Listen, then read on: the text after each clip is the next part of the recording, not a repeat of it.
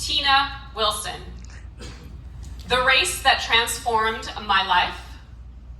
The race that transformed my life. Tina Wilson. Woo! Let's go, Mom!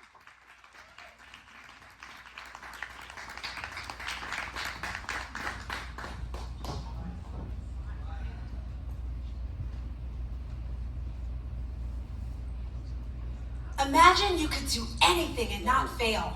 What would you do? 20 years ago, I started a modeling company called Elite Stars while working my 9-to-5, wishing I could leave to be a full-time entrepreneur. Have you ever accomplished a goal that required you to wake up at the crack of dawn or break old habits that at one point seemed impossible to achieve? For me, it was completing my first full marathon, 26.2 miles, in the beautiful streets of Paris. I did it for that 14-year-old inside me that always wanted to go to Paris, and to prove to myself I actually could. When I finally got across the finish line, I could barely get my arms over my head and realized anything is possible with preparation and hard work. Don't stop believing. Hold on to that feeling of success. Life is a race, and we start with a 5K, which is 3.1 miles. February 26, 2016, my don't stop believing mentality was tested. My daughter, Divinity, was a dancer with the NBA, and my 21-year-old son had 2 sneaker stores. I was driving him to work this day. We'd call these mommy-son times. This is what he said to me. I can't believe I spent all that money buying into that shop. It was my first store. After 3 months, we failed. I was lost and sad. But look at me now, 2 successful stores. Hey! I looked at him and I thought, you sure do have an attractive son. If you were in the car with us, you would hear the music blasting, and you would see a sun ray go right across his face. He looked at me with the most beautiful smile I've ever seen. He kissed me on the cheek, said, I love you, Ma, then jumped out the car. That moment is seared in my mind forever. You want to hear about my half marathon?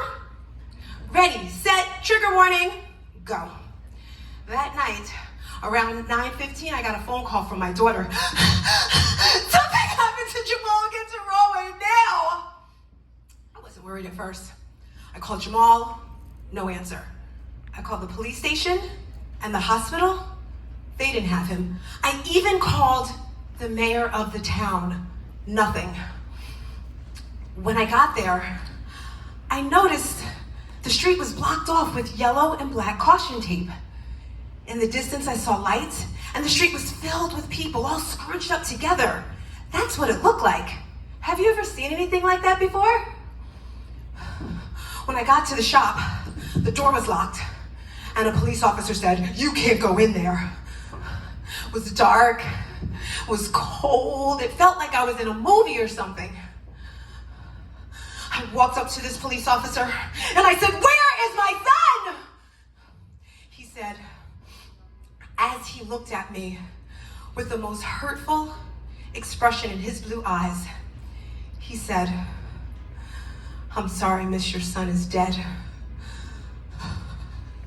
At that moment, I realized my son was another statistic. The CDC reported homicide is the leading cause of death for Black males ages 15 to 34. Overcoming past tragedies prepared me for this moment, and I knew I had to push through the pain or stay paralyzed. We move to the marathon phase. The next day I got a phone call. Hello, the Sharing Network, what is that? An organ donor company? My son was an organ donor?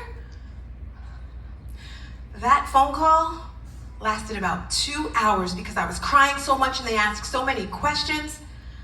I realized I had to make a difference in the world, so his death had significance. I remember the time I lost my modeling studio because I couldn't afford the rent. He said to me, "All successful people fail, Ma. Did you know that Warren Buffett only works with people if they fail 5 times or more?" I didn't know that, but it sure did make me feel better. I am happy to say that because of the inspiration of my son, I was able to leave my job. As an entrepreneur now, I've taught over 5,000 classes, 5,001, I taught one this morning, and I have transformed the lives of over 50,000 people. My son told his friends, "If I ever die, I want a program named after myself." So my daughter and I started a nonprofit called the Molly Gaines Program. It's for young men ages 13 to 17. We give scholarships and teach them life skills. Because of our efforts, we won an Emmy Award for crime news. I share this to show you that even in the midst of disaster, things do get better. So I leave you with this medal. The belief behind the medal: think of a goal, something you've always wanted. Dig deep for the why. Make a plan, and then go for it. Don't stop believing, and you'll always keep achieving. Let's all be like that song from Journey. Do you know what it is? Don't stop believing, and hold on to that feeling of success. Madam Toastmaster.